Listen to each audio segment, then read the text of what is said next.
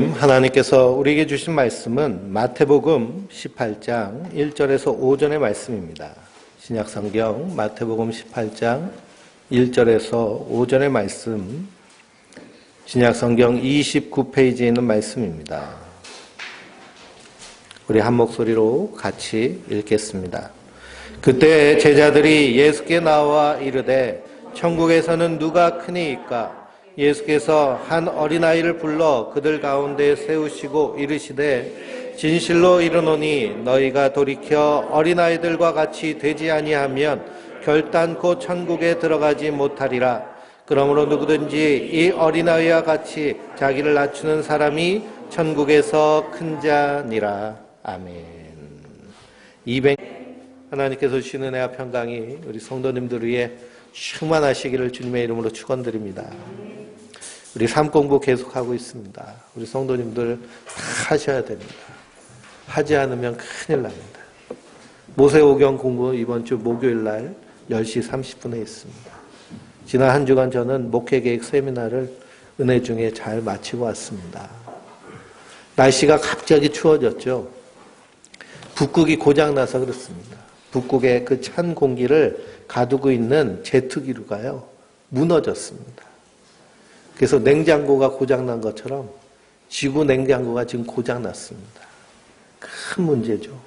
제트기류가 동그랗게 원을 팽팽 그리면서 그 틀을 유지해야 되는데요. 그 틀을 유지하지 못하고 그냥 무너져 버렸어요. 우리가 지난주에 귀신 들린 아이를 제자들에게 데려왔습니다. 고치지 못했죠. 예수님이 변화산에서 내려오신 후에 그 아버지가 할 수 있거든 좀 고쳐주십시오. 그럽니다. 그때 예수님 뭐라고 하셨나요? 우리가 너무나 잘 아는 말씀, 할 수 있거든 무엇이냐? 믿는 자에게는 능치 못함이 없느니라. 할 수 있거든이 무엇이냐? 믿는 자에게는 능치 못함이 없느니라. 예수님이 이 말씀하신 것은 그 아버지를 향하여서, 제자들을 향하여서 그들의 태도의 문제, 자세의 문제에 대해서 말씀하고 있습니다. 북극의 제트기류가 그 자세가 무너지니까 우리가 지금 10월 가을을 경험하지 못하고 한파를 경험한 것처럼 하나님의 사람이 그 믿음의 틀이 무너지면, 신앙의 틀이 무너지면 아무 능력도 나타나지 않는 모습들을 우리가 말씀을 통해서 발견하게 되고 우리의 삶을 통해서도 발견하게 됩니다. 우리가 어떤 태도를 가지고 어떤 자세를 가지고 살고 있느냐. 제자들이 능히 귀신을 쫓아내지 못한 것도 그들의 태도와 자세 때문에 그렇습니다. 변화산에 예수님이 베드로와 요한과 안드레만 데려가시니까 우리는 뭔가 하면서 거기서 불평하고 불만하며 서로 비교하고 질투하고 그런 내용 가운데서는요, 귀신이 쫓겨나질 못하고 아무 능력도 나타나지 못합니다. 그래서 예수님 뭐라고 하시나요? 기도에는 이런 유가 나갈 수 없느니라. 사도 바울은 항상 기도하라 했습니다. 삶의 모든 순간순간 하나님과 대화하듯이, 동행하듯이 그런 삶의 자세를 가지고, 삶의 태도를 가지고 살라는 얘기입니다. 너희 몸에 성령이 거하시는 하나님의 전인 줄을 너희가 알지 못하느냐? 우리 안에 누가 계세요? 성령님이 계세요. 성령 하나님이 나와 함께 계세요. 그 자세를 가지고 우리가 사는 겁니다. 그 태도를 가지고 우리가 사는 것이 바로 성도의 삶인 줄 믿습니다. 오늘 예배 자리에 나오실 때도 우리 성도님들 어떤 마음의 자세, 어떤 태도를 가지고 주의 전에 나오셨나요? 사도 바울은 에베소서 2장에서 그러므로 생각하라. 생각 없이 살지 말라는 거예요. 생각하며 살라는 겁니다. 생각 없이 살면 아무 일도 일어나지 않습니다.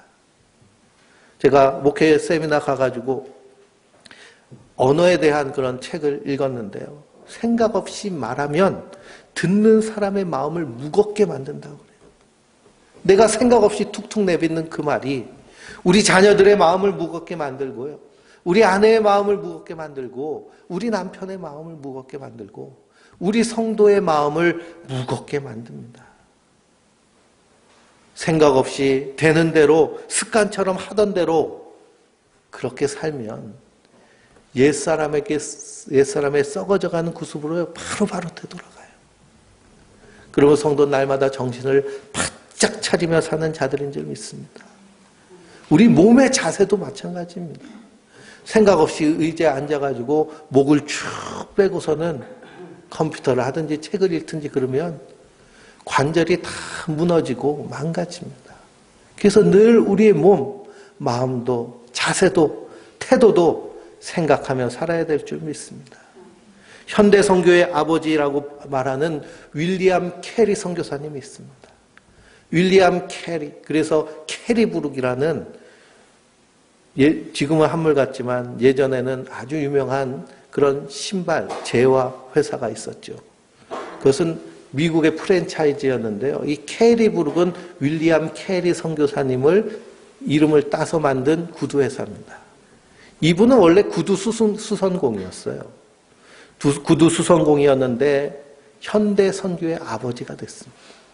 현대 선교의 아버지가 되었다라고 하면 선교는 이렇게 하는 거야 라고 하는 본을 보인 사람이라는 거예요. 이 윌리엄 캐리는 구두 수선공이었지만 얼마나 하나님 앞에 바로 선자였는지 모릅니다. 그래서 침례교인이었는데요. 그 교회 공동체가 그 윌리엄 캐리를 자신들을 목회하라고 목사로 세웠습니다. 침례교는 그렇게 목사를 세워요. 그래서 거기서 목회를 하면서 날마다 뭐라고 설교를 하였느냐 하면 하나님을 향해 놀라운 일을 기대하고 하나님을 위해 놀라운 일을 시작하라 라고 말합니다. 하나님을 향해 놀라운 일을 기대하라는 거예요. 우리의 삶의 태도 하루하루에도 오늘 하나님이 나를 어떻게 인도해 주실까? 내가 일하는 일터에서도 오늘 하나님이 어떤 사람을 보내주시고 어떤 사람을 만나게 하실까? 기대하면서 주여 하나님이 예비하신 사람 만나게 해주세요. 하나님이 준비하신 사람 만나게 해주세요. 그 사람을 통해서 하나님의 선한 일이 그리고 나의 그런 일터에서 일어나는 일들이 아름답게 선을 이루게 해주세요. 이런 기도를 가지고 기대를 가지고 사는 것이 성도들일 줄 믿습니다. 그래서 하나님을 향해 놀라운 일을 기대하고 하나님을 위해 위대한 일을 시작하라. 그래서 그가 무엇을 꿈꿨느냐? 선교를 꿈꿨습니다. 인도의 선교사로 가기로 선언을 했습니다. 그랬더니 모든 성도들이 말리는 거예요. 아직 때가 아닙니다. 상황이 아니고요. 형편이 아닙니다. 지금 사모님이 아이 낳은 지 얼마 안 됐잖아요. 아이들이 아픈 아이들도 있잖아요. 인도로 가면 어떡합니까? 근데 짐 싸서 갔어요. 하나님의 위대한 일을 시작하기 위하여. 그래서 윌리엄 캐리 선교사님 거기서 인도 최초의 성경을 번역한 사람이 됐고요.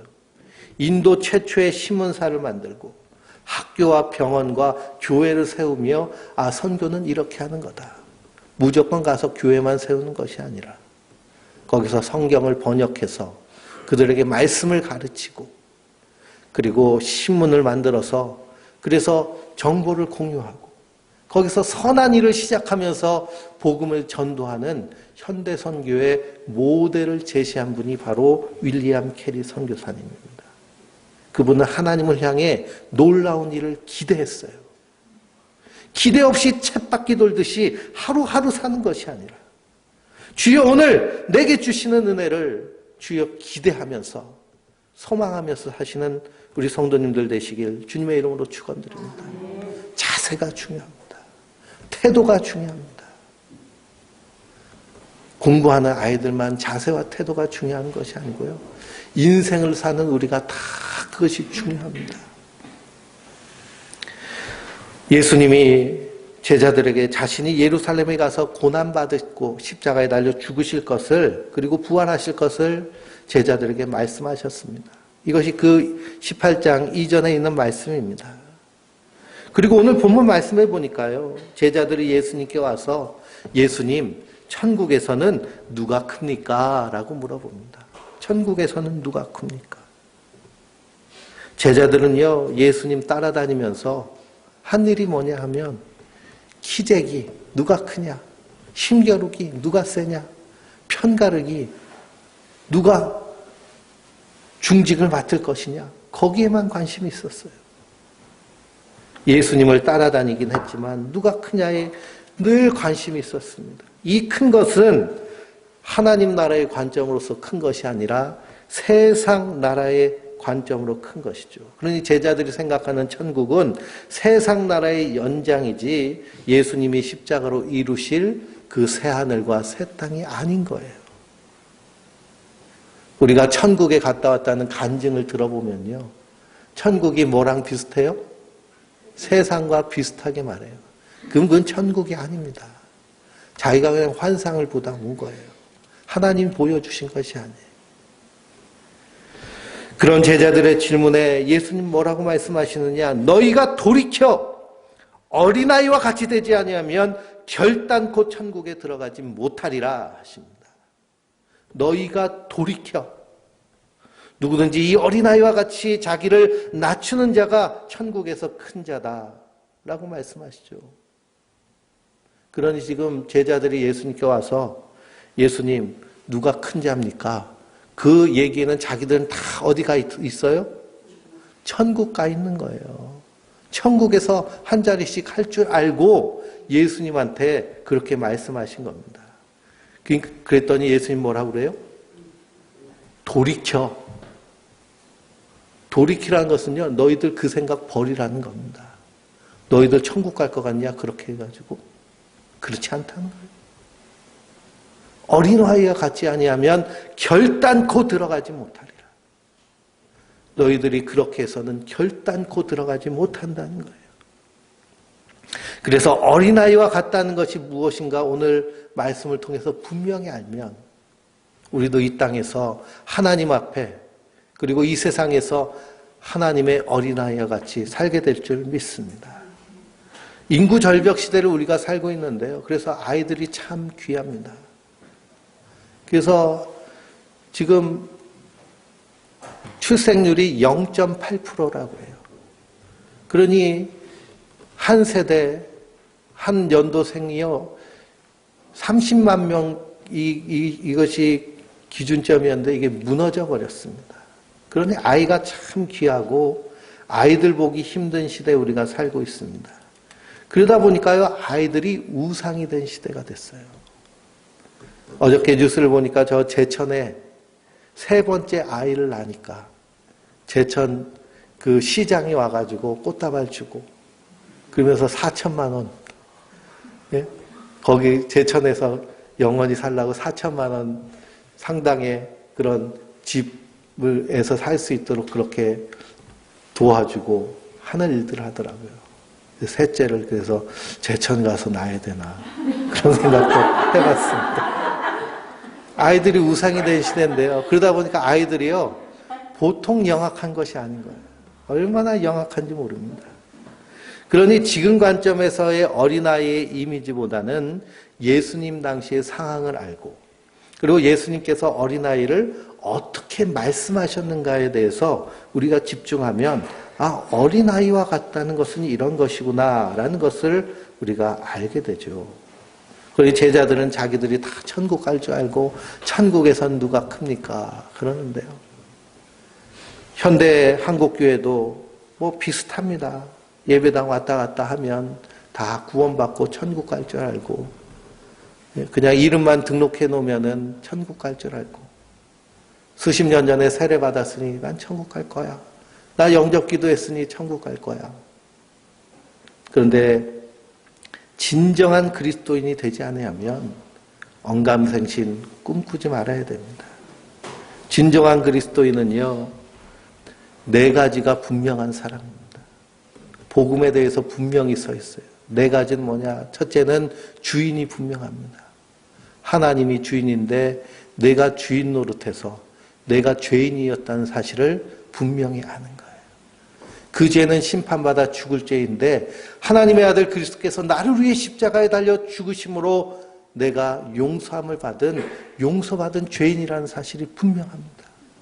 그래서 이제는 내가 내 인생의 주인이 아니라 누가 주인이세요?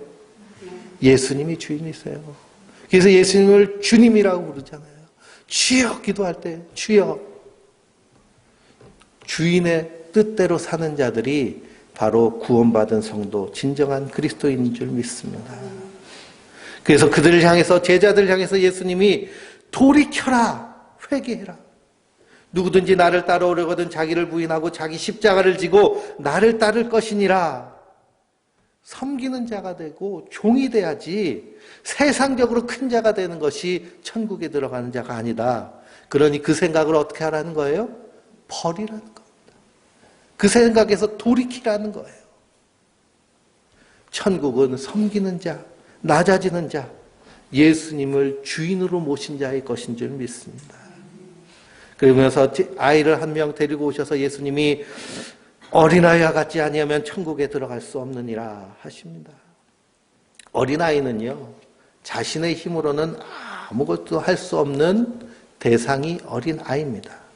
그러니 철저하게 누구만 의지할까요? 부모를 의존하는 것이 어린아이의 모습입니다. 에베소서 2장 8절에 너희는 그 은혜에 의하여 믿음으로 말미암아 구원받았으니 이것은 너희에게서 난 것이 아니요 하나님의 선물이라 하셨습니다. 우리의 구원은 선물로 받은 것입니다. 하나님 은혜로 우리에게 주신 거예요.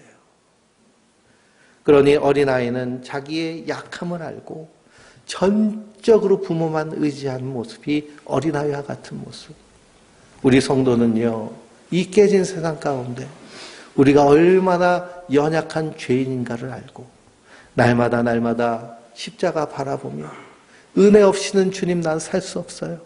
아침마다 눈 뜨면 하나님 오늘도 살게 하셨으니 내게 은혜 주셔서 살게 하옵소서. 그렇게 기도하며 믿음으로 사는 자들인 줄 믿습니다. 천국은 자신의 힘으로 갈 수 없고 하나님 아버지께서 주셔야 한다는 분명한 인식이 바로 은혜로 사는 자들의 그런 본 모습입니다. 어린아이와 같다라고 할 때 예수님 당시의 사회는 시족 사회, 대가족, 한 마을이요 다 친척, 친지, 그냥 다 한 가족입니다. 가족 공동체가 한 마을을 이루며 사니 어린아이들은 이 집 저 집 동네 방네 돌아다니면서 하루 종일 놀죠. 그러니까 애들은요 그 집에 밥숟가락이 몇 개 있는지 국그릇이 몇 개 있는지 다 알겠죠. 예수님이 12살 때 예루살렘 성전으로 올라가셨다가 집으로 내려오시는 길에 어머니 마리아가 예수님을 앞만 찾아도 안 보여요. 그러니까 어떻게 하면서 내려왔어요? 친구들하고 있겠지. 저기 누구네랑 같이 내려오겠지. 맨날 거기랑 노니까 거기랑 내려오겠지 하고 그냥 베들레헴으로 그 나사렛으로 내려오시다가 예수님을 잃어버리고 그래서 예수님 찾는 소동이 일어나죠. 그런 사회에서 어떤 집에 어떤 일이 일어났는지를 다 말하는 것이 아이들입니다. 그러니까 아이들은 거짓이 없어요. 본대로 그대로 말합니다. 우리 성도님들도 아이들이 어렸을 때 엄마 아빠 본대로 그냥 말해가지고 민망한 적이 있으신가요? 그런 적이 한두 번씩 있으실 거예요. 부부싸움을 실컷 하고서는 그리고 교회 왔더니 아이가 어저께 엄마 아빠가 싸웠어요. 이렇게 이르는 아이도 있고요. 저희 아내가 인천에 있을 때 잠깐 그 초등학교 돌봄 교사 자리가 비어가지고 아르바이트를 잠깐 했는데요. 거기서 아이들이 와가지고서는 선생님 우리 엄마 아빠 이혼했어요 그러더래요. 물어보지도 않았는데 우리 엄마 아빠 이혼했다고. 그게 아이들의 모습입니다. 그래서 벌거벗은 임금님이라는 동화를 우리가 잘 아는데요. 한 사기꾼들이 임금님에게 와가지고 임금님을 속입니다. 임금님, 이 천은 착한 사람들 눈에만 보이는 천입니다. 얼마나 아름답습니까? 그랬더니 안 보인다 그러면 자기는 어떤 사람이 되는 거예요? 나쁜 사람이 되니까 아름답구나. 이 옷으로 옷을 져드리겠습니다. 그래서 그 옷으로 옷을 져서 입혀요. 그랬더니 임금님은 자기는 착한 사람이니까 옷을 잘 입었죠. 그리고 온 나라에 공포를 합니다. 착한 사람들 눈에만 보이는 옷을 임금님이 입으셨다고. 그 임금님이 그 옷을 입고 다 행차를 해요. 그러니까 어른들은 어떻게 해요? 아름답습니다. 이러면 아름답습니다. 보이지도 않으면서. 근데 거기서 깔깔거리면서 웃는 아이들이 있어요. 아이들이 뭐라 그래요? 임금님이 벌거벗었네. 임금님이 벌거벗었네. 어린아이는 자기가 본 것을 그대로 가감없이 말합니다. 그게 어린아이와 어른의 차이입니다. 어른은 자기의 선악체계, 이해 타산에 따라서 말합니다. 그래서 나에게 이익이 되지 않고 나에게 해가 되면 말하지 않잖아요. 모른 척 하잖아요. 마태복음 5장 37절을 보면 예수님이 너희는 말할 때 예면 예라고 아니면 아니요라고 하고 이보다 지나친 것은 악에서 나온다고 말씀하십니다. 예와 아니요를 정확히 말하라는 거예요. 근데 예와 아니요를 우리가 정확히 말하면 사나요? 아니요 해야 되는데 이거 내가 손해볼까 봐. 이것 때문에 내가 불이익 당할까 봐. 이것 때문에 형편이 안 좋을까 봐 아니요를 못하며 사는 모습이 얼마나 많이 있는지 모릅니다. 그런 자는 어디에 합당하지 않다는 거예요? 천국에 합당하지 않다는 겁니다. 사람 눈치 살피며 자신의 이해관계에 따라서 말하는 모습, 그것이 어린아이가 아니라는 모습이에요. 그러니 어린아이는 자기가 본 것을 있는 그대로 말하는 자입니다. 또 오늘 말씀 4절에 보니까 자기를 낮추는 사람이 천국에서 큰 자니라 라고 말씀하십니다. 어린아이는 자기를 낮추는 자라고 말씀하시는 거예요. 유대인들에게 있어서 자기를 낮춘다라는 것은 어떤 의미를 갖느냐 하면 듣는다는 의미를 가지고 있어요. 어른이 말하면 아이는 듣는 겁니다. 그래서 유대의 어린아이들은 어려서부터 듣는 훈련을 받습니다. 어머니가 말씀하시면, 할머니가 말씀하시면 그것을 듣는 거예요. 그래서 구약의 사무엘상을 읽어보면 사무엘 선지자가 어린아이 때 하나님의 음성을 듣고 제사장이 말하는 것인 줄 알고 갔다가 엘리 제사장이 내가 말하는 것이 아니다. 그리고 제사장이 깨닫고 사무엘 선지자에게 또 그 음성이 들으면 주여 말씀하옵소서 종이 듣겠나이다. 주여 말씀하옵소서 종이 듣겠나이다. 이렇게 가르칩니다. 어린아이는 듣는 자입니다. 낮은 자는 듣는 자예요. 낮추는 자는 들어주는 자예요. 높은 자는 말하는 자예요. 높으려는 자는 뭐 하려는 자예요? 말하려는 자. 그러니 말이 많다라고 그러면은 어떻게 해야 될까요? 자꾸 낮아지려고 입을 닫고 귀를 활짝 열어야 될 줄 믿습니다. 요한복음 3장 32절을 보면 예수님 자신에 대해서 뭐라고 말씀하시느냐? 친히 보고 들은 것을 증언하되 라고 말씀하십니다. 그러니 빛으로 오신 그리스도는 친히 보고 들은 것을 증언하시는 분이세요. 자기의 생각, 자기의 말을 하시는 것이 아니고요. 하나님으로부터 보고 들은 것을 말씀하시는 분이 예수님이신 줄 믿습니다. 그리고 예수님은 어떤 특징을 가지고 이 땅에 오셨냐 하면 어린 아이의 모습으로 이 땅에 오셨어요. 요한복음 5장 30절을 한번 펴보실까요? 요한복음 5장 30절입니다.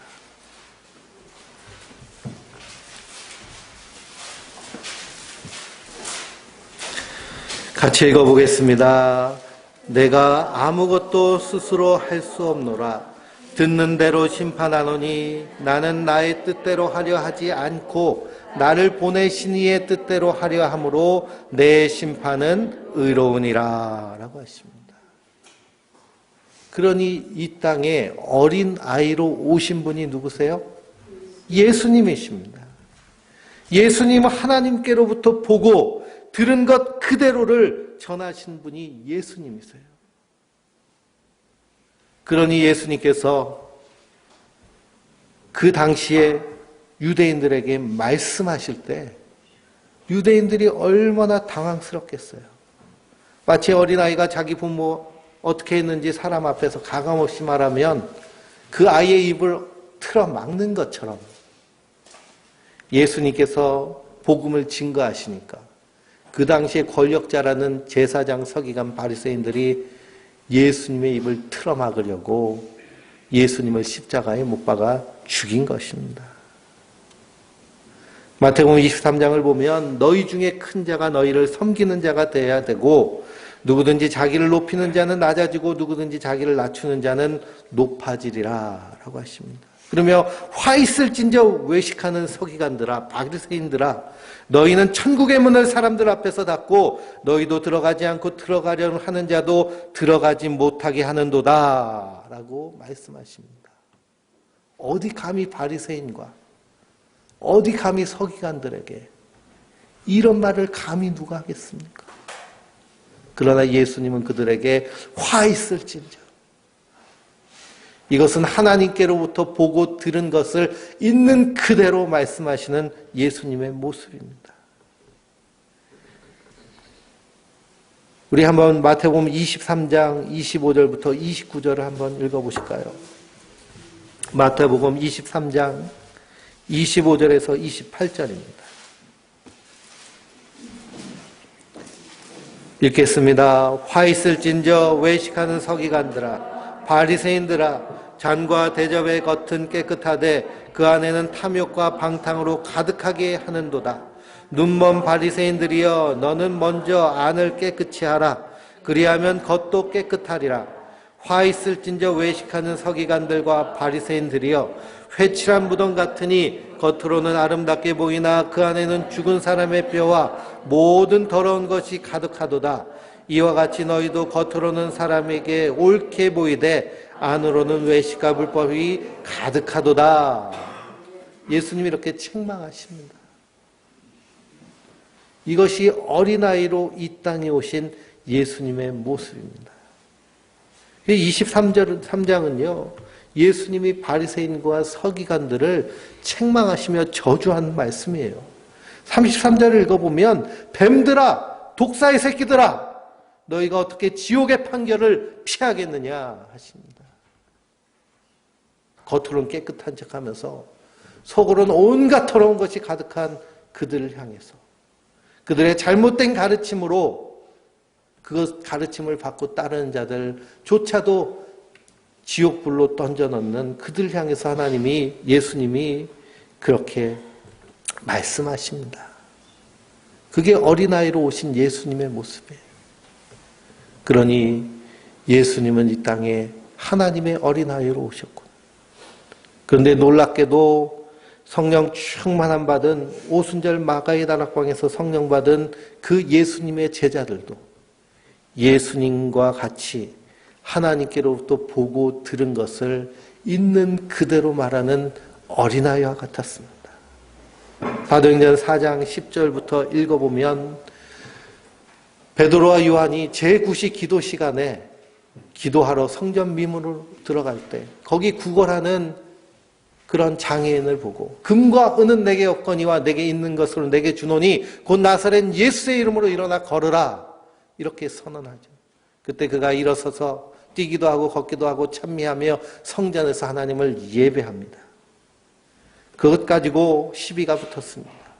제사장들이 베드로를 불러서 이 일이 어떻게 된 것이냐라고 묻습니다. 그때 베드로가 뭐라고 말하느냐? 너희와 모든 이스라엘 백성들은 알아라. 너희가 십자가에 못 박고 하나님이 죽은 자 가운데서 살리신 나사렛 예수 그리스도의 이름으로 이 사람을 건강하게 했다. 이 예수는 너희가 건축자의 버린 돌로서 집 모퉁이의 머릿돌이 되었느니라. 다른 이로서는 구원을 받을 수 없나니 천하 사람 중에 구원을 받을 만한 다른 이름을 우리에게 주신 일이 없느니라. 담대히 선언합니다. 그들의 눈치 보지 않아요. 세상 눈치 보지 않아요. 세상 비유 맞추지 않고 하나님 말씀하신 대로 그대로 사는 것이 성령 충만함 받은 오순절 마가의 다락방에서 그 성령을 체험한 제자들의 모습인 줄 믿습니다. 어부들이 이렇게 지혜롭고 담대하게 말하는 것을 보고요 깜짝 놀랐습니다. 그리고는 위협하면서 예수의 이름으로 전하지 못하게 위협을 해요. 그때 베드로와 요한이 담대하게 대답합니다. 하나님 앞에서 너희 말을 듣는 것이 하나님 말씀 듣는 것보다 옳은가 판단해봐라. 나는 보고 들은 것을 말하지 않을 수 없느냐. 이게 어린아이와 같은 제자들의 모습입니다. 성도들도 이 땅에서 하나님 앞에 어린아이로 선자들인 줄 믿습니다. 그러므로 어린아이처럼 자기를 낮추시기 바랍니다. 하나님, 나는 은혜 없이는 살 수 없어요. 하나님 사랑 없이는 살 수 없어요. 그 사랑을 구하며 그 은혜 안에서 감사하는 자가 어린아이와 같은 자들인 줄 믿습니다. 둘째로 어린아이는 거짓이 없는 자입니다. 자기의 이해와 타산 이해 득실에 따라서 사는 자가 아니라 예수님 따라서 믿음으로 진실하게 사는 자들인 줄 믿습니다. 셋째로 어린아이는 듣는 자입니다. 하나님의 말씀을 듣고 듣는 대로 사는 자들이 어린아이들입니다. 주여, 한 주간 내 평생이 하나님 앞에 어린아이와 같이 예수님 같이 그렇게 이 땅에서 살아내게 하여 주시옵소서. 이 기도가 저와 우리 성도님들의 기도가 되시길 주님의 이름으로 축원드립니다. 주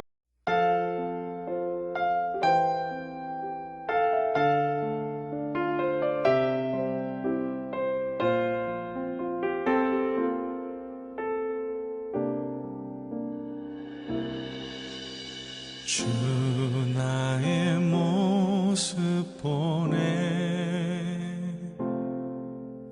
상한 나의 맘 보시네 주 나의 눈물 안에 홀로 울던 맘 아시네 주 나의 모습 보네 상한 나의 맘 보시네 주 나의 눈물 안에 홀로 울던 맘 아시네 세상 소망 다 사라져가도 주의 사랑은 끝이 없으니 살아가는 이 모든 순간이 주 은혜임을 나는 믿네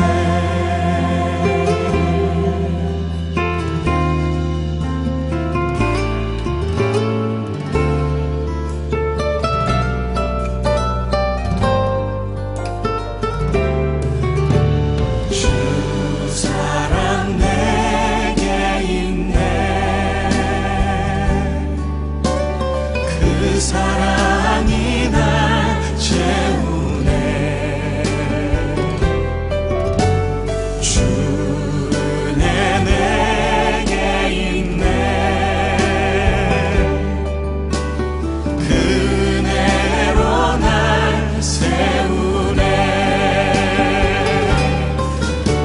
세상 소망 다 사라져가도 주의 사랑은 끝이 없으니